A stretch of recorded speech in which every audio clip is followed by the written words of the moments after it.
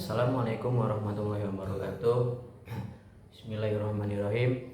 Alhamdulillahirabbil alamin. Wassalatu wassalamu ala asyrofil anbiya wal mursalin sayyidina wa maulana Muhammad wa ala alihi wa sahbihi ajmain. Amma ba'du. Pertama-tama marilah kita panjatkan puja dan puji syukur atas kehadiran Allah Subhanahu wa taala. Karenanya lah kita masih diberi kesehatan, umur yang panjang, dan insya Allah dilancarkan rezekinya. Salawat serta salam semoga tetap tercurah limpahan kepada baginda kita Nabi Muhammad SAW. Baik, langsung saja. Perkenalkan, nama saya Muhammad Nabil Alfaid dengan NIM 2313300038 dari kelas KPI 4A. Alasan saya membuat video ini yaitu dengan tugas membuat learning journal dengan metode video dan diupload di YouTube channel masing-masing.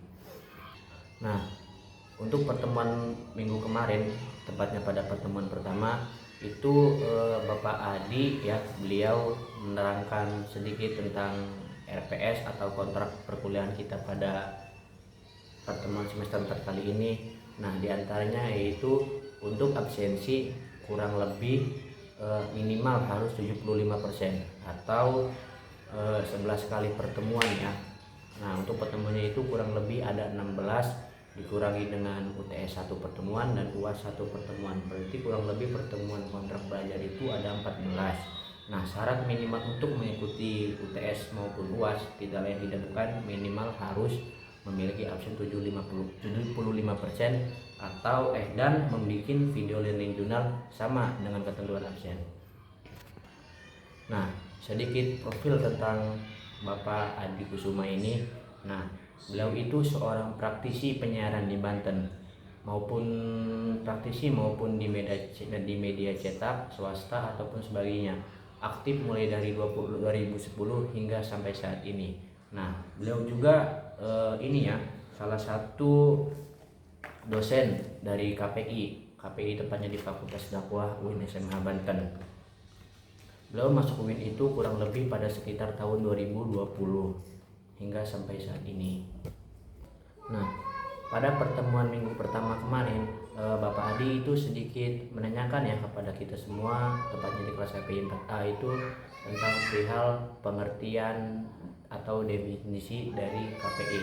Nah, menurut yang saya tangkap itu kurang lebih KPI itu kan singkatan dari komunikasi penyiaran Islam. Nah, komunikasi itu adalah proses menyampaikan pesan kepada khalayak atau kepada orang lainnya. Komunikasi itu terbagi menjadi dua. Yang pertama ada komunikasi intrapersonal dan komunikasi interpersonal.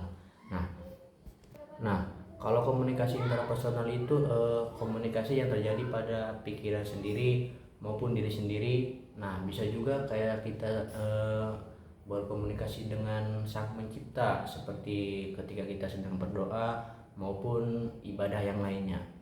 Nah, kalau komunikasi interpersonal itu komunikasi yang dilakukan oleh dua orang atau lebih. Nah, maksudnya itu komunikasinya ada feedbacknya gitu, ada umpan baliknya. Jadi ketika si komunikan memberikan informasi kepada komunikator, maka komunikator juga akan memberikan informasi kepada komunikan. Begitupun sebaliknya. Nah, bisa juga sebagai pertukaran informasi, ide maupun sebagainya. Pokoknya komunikasi dilakukan tidak dilakukan dengan diri sendiri. Nah, kemudian lanjut kepada definisi penyiaran.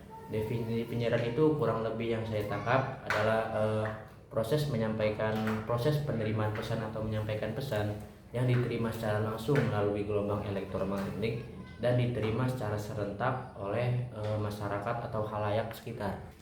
Nah, kemudian itu dilanjutkan dengan menjelaskan pengertian berita dan informasi. Nah, untuk pengertian berita sendiri, ketika kita ingin menulis suatu berita, maka kita harus menerapkan unsur dari 5W1H. Nah, maksud dari unsur 5W1H itu tidak lain tidak bukan bisa sebagai apa, siapa, mengapa, kapan, di mana dan bagaimana berita itu bisa terjadi atau dibuat. Nah, berita itu bisa berasal dari jurnalis yang melakukan riset ketika ingin membuat berita.